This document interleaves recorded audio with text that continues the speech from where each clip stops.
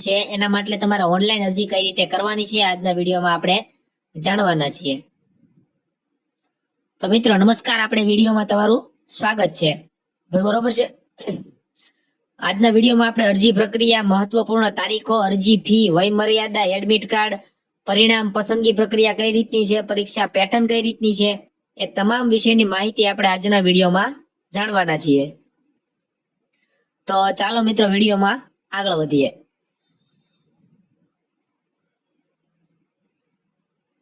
તો મિત્રો 2025 northern call fields limited એટલે કે NCL માં એક અસાધારણ ભરતી નીકળી છે।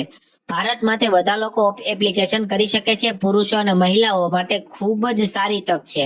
એપ્લિકેશન કેવી રીતે કરવાની છે, સેલેરી કેટલી છે, શું તમારી આયુષ્ય એટલે કે તમારું વર્ષ કેટલા માંગે છે, એ તમામ આપણે આ વિડીયોમાં આજે આપણે માહિતી મેળવવાના છીએ, બરોબર। તો વિડીયોમાં અંત સુધી બન્યા રહેજો।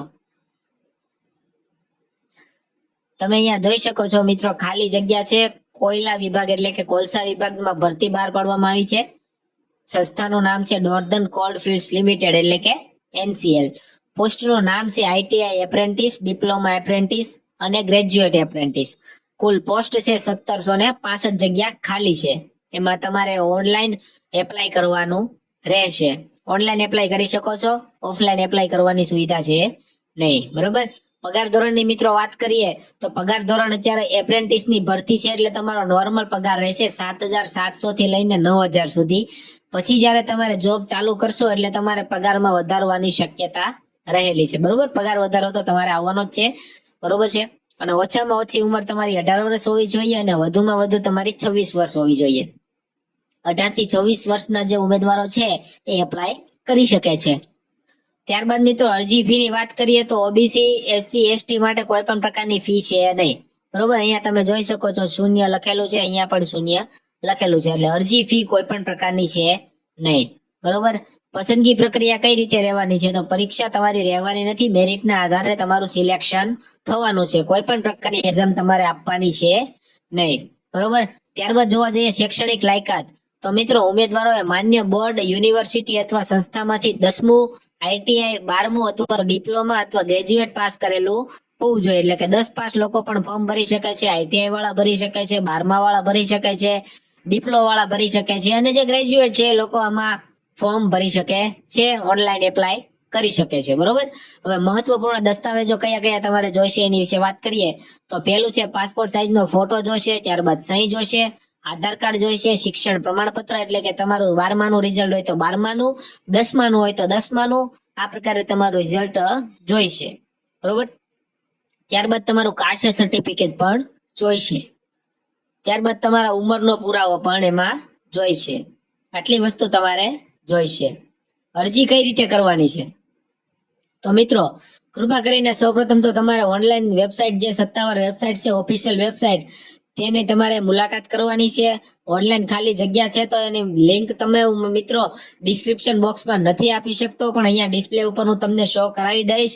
ડિસ્પ્લે ઉપરથી તમે ઓનલાઈન કઈ રીતે લિંક કરવું, અથવા તો વિડીયોના એન્ડમાં તમને હું લિંક પ્રોવાઈડ કરી દઈશ। અમુક પ્રોબ્લેમના કારણે હું લિંક નથી મૂકી શકતો, એના માટે મને માફ કરજો, પણ હું તમને છેલ્લે વિડીયોમાં અંતમાં તમને લિંક આપી દઈશ। તમને ડિસ્પ્લે ઉપર લિંક આવી જશે, એના ઉપરથી તમે વેબસાઇટ ઉપર જઈને નોંધણી કરી શકો છો। નોંધણી કરવાનું છે, ત્યારબાદ વ્યક્તિગત વિગતો ભરવાની છે, બરોબર। આટલું કરીને તમારું ફોર્મ છે સબમિટ કરી દેવાનું છે, બરોબર।